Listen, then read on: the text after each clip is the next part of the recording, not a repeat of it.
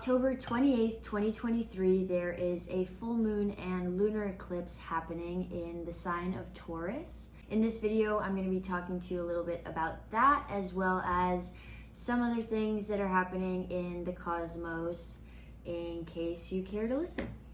Full moons are important because they can bring about a rise in our emotions. They can be a very powerful time to reflect on our inner world, on things that are happening within us and in our lives. And lunar eclipses tend to intensify that and make those themes even stronger. Full moons bring themes of close, of endings, completions, or culmination, as they are the culmination or peak of the lunar cycle.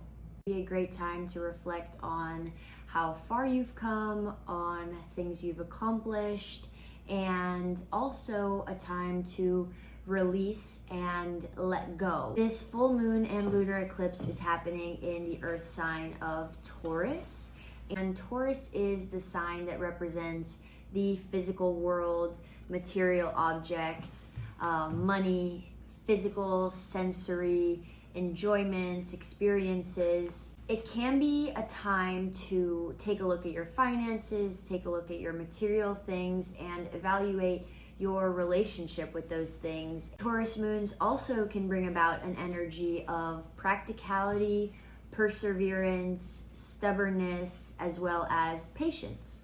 So that was the Taurus moon. The sun is entering Scorpio. Scorpio brings about an enigmatic, intense, emotional energy.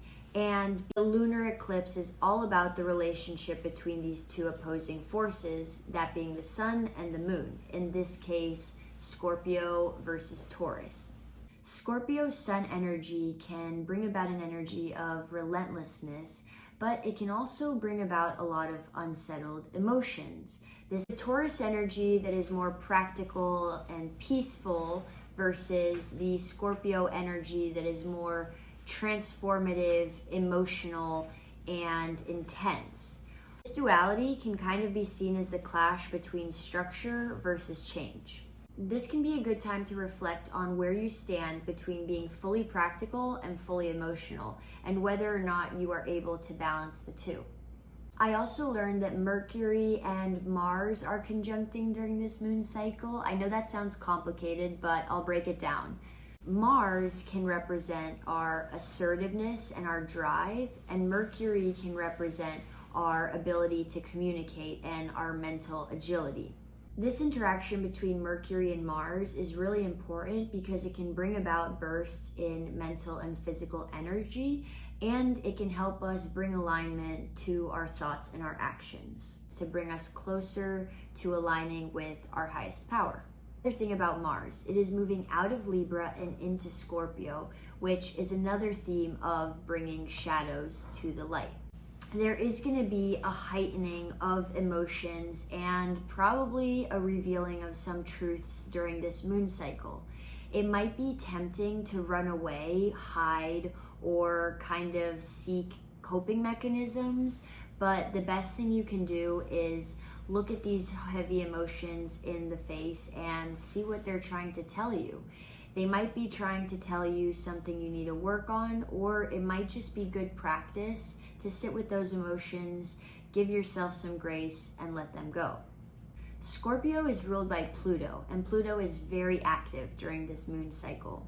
Pluto brings an energy of transformation, rebirth, and death.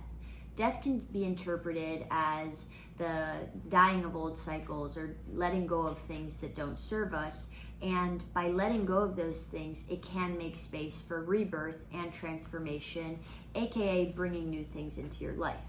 This full moon eclipse can be very emotional, and those things that are coming out from the shadows and into the light, this can bring about a lot of feelings and turbulence, and it might be your default to go towards coping mechanisms, to run away from these things, or to hide them. Instead of trying to run away, this is the perfect opportunity to go deeper into yourself, to be able to sit with those emotions, give yourself love, give yourself patience, and then let them go. or if they prompt you to work on them or maybe make some shifts in your life, go for it. If you're still watching, thank you so much. I know that was a lot of information, but here are some actionable takeaways. Taurus is an earth sign, and this can be a really good time to get connected with the earth. So if possible, take your shoes off, find some grass or sand or nature, even a body of water, and put your feet in it. Get directly connected with the earth. This will do your physical body and your spirit really well. Scorpio sun energy can be harnessed to explore new subjects in your life, maybe new hobbies, and potentially even shadow work. Reflect on your life and see what's working and what's not. What's holding you back from being your best version? What's holding you back from just authentically being you? Is there anything you can let go of to move forward and leave those past chapters behind? What are some hobbies, habits, actions that make you feel your best and that make you feel like you? Ask yourself, where are you out of alignment with your true self? In these strong emotions that are coming up, what is your heart telling you? This is a really powerful time to let go of limiting beliefs, to let go of masks that you're putting up, to really embrace the things that make you you, to embrace authenticity and actually take actions to make that your reality. The clearing energy of the moon and this lunar cycle is an opportunity for alignment with your highest self, but trust me, there is worlds of information out there on astrology. I'm having a great time learning about it, and I love being able to share the little tidbits I take away. So I hope some of this inspired you to maybe take some time to reflect or resonated with you in some way or another. Thank you for taking the time to watch. Happy full moon.